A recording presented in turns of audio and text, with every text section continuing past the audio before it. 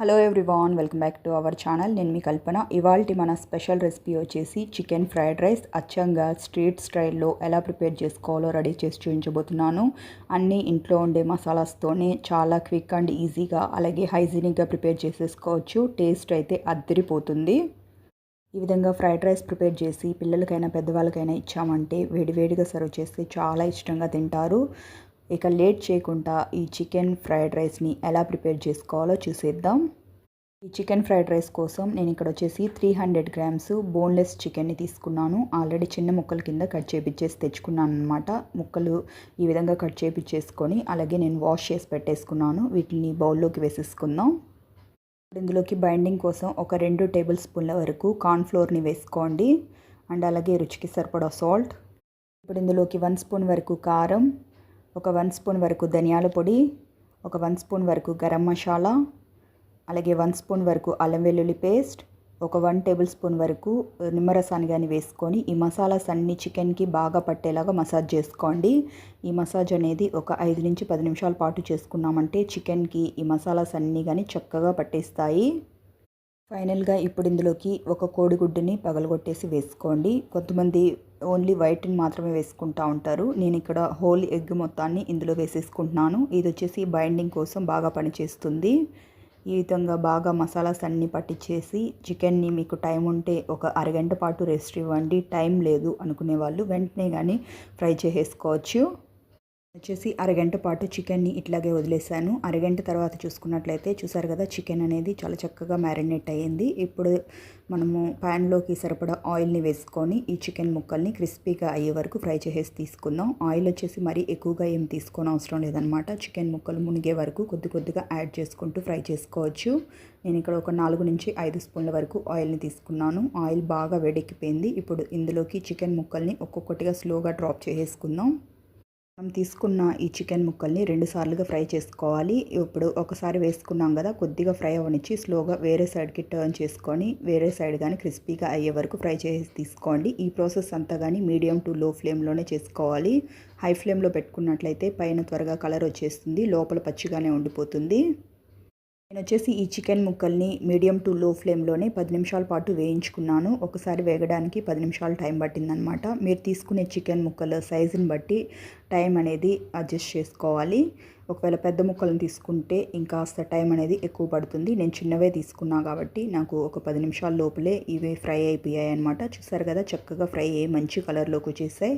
ఇలా ఫ్రై చేసి పెట్టుకున్న వీటిని బయటకు తీసేసుకొని ఇప్పుడు మిగిలిన చికెన్ ముక్కల్ని కానీ ఇందులో వేసేసుకుందాం. ఇలా వేసుకున్న ఈ చికెన్ ముక్కల్ని కానీ ఇక్కడ వీడియోలో చూపిస్తున్న విధంగా క్రిస్పీగా అయ్యే వరకు ఫ్రై చేసేసి పక్కకు తీసుకోండి. ఈ విధంగా అన్ని చికెన్ ముక్కల్ని ఫ్రై చేసేసుకున్న తర్వాత ఒక బౌల్లోకి 5 గుడ్లని పగలగొట్టేసి వేసుకోండి. మీరు తీసుకునే రైస్ క్వాంటిటీని బట్టి ఎగ్స్ అనేది కాస్త ఎక్కువగా తక్కువగా వేసుకోవచ్చు. నేను కాస్త ఎక్కువగానే వేసుకుంటున్నాను అనమాట. పిల్లలకి ఇచ్చేటప్పుడు వాళ్ళకి ఎగ్స్ కానీ అలాగే చికెన్ కానీ కాస్త ఎక్కువగా కనిపిస్తూ ఉన్నట్లయితే చాలా ఇష్టంగా తింటారు. ఇప్పుడు ఇందులోకి రుచికి సరిపడా సాల్ట్ని కానీ వేసుకొని బీటర్ సాయంతో లేదంటే విస్కర్ సాయంతో బాగా బీట్ చేసి తీసుకోండి. ఈ విధంగా బాగా బీట్ చేసి పెట్టుకున్న ఎగ్ మిక్చర్ని ఇదే ఆయిల్లోకి వేసేసుకుందాం. ఆమ్లెట్ రూపంలో వేసుకున్నామంటే చక్కగా ఫ్రై అయిపోతుంది. ఈ విధంగా వేసుకున్న ఆమ్లెట్ని కాస్త పచ్చిగా ఉన్నప్పుడే గరిటె సాయంతో కొద్దిగా పెద్ద పెద్ద పీసెస్ కింద కట్ చేసి తీసుకోండి.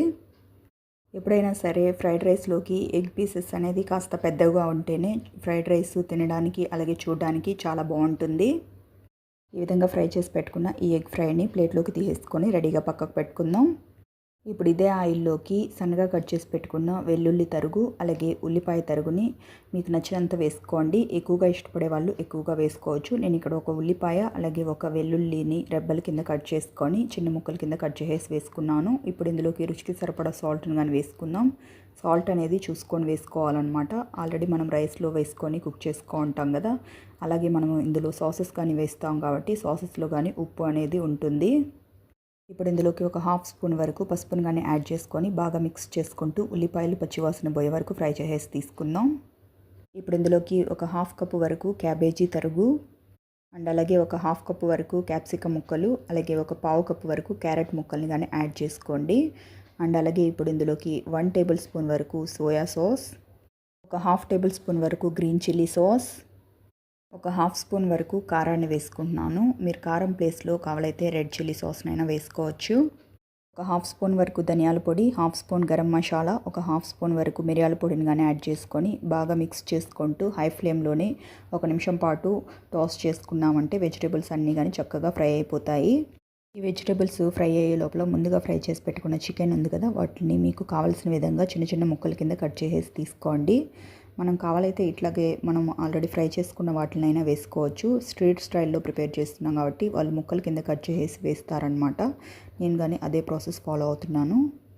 సేమ్ ఇదే ప్రాసెస్లో మిగిలిన అన్ని చికెన్ పీసెస్ని కానీ కట్ చేసేసుకుందాం. ఈ విధంగా కట్ చేసి పెట్టుకున్న వీటిని ఆల్రెడీ వెజిటేబుల్స్ కానీ చక్కగా ఫ్రై అయిపోయాయి, దీంట్లో వేసేసుకోండి. అండ్ అలాగే ముందుగా ఫ్రై చేసి పెట్టుకున్న ఎగ్ మిక్చర్ ఏదైతే ఉందో దాన్ని కానీ వేసేసుకోండి. ఇప్పుడు దీన్ని కానీ 1 నిమిషం పాటు మసాలాస్ బాగా పట్టేలాగా మిక్స్ చేసుకోండి. ఇప్పుడు ఇందులోకి ఆల్రెడీ ఉడికించి చల్లారబెట్టుకున్న రైస్ని 2 కప్పుల వరకు యాడ్ చేసేసుకుందాం.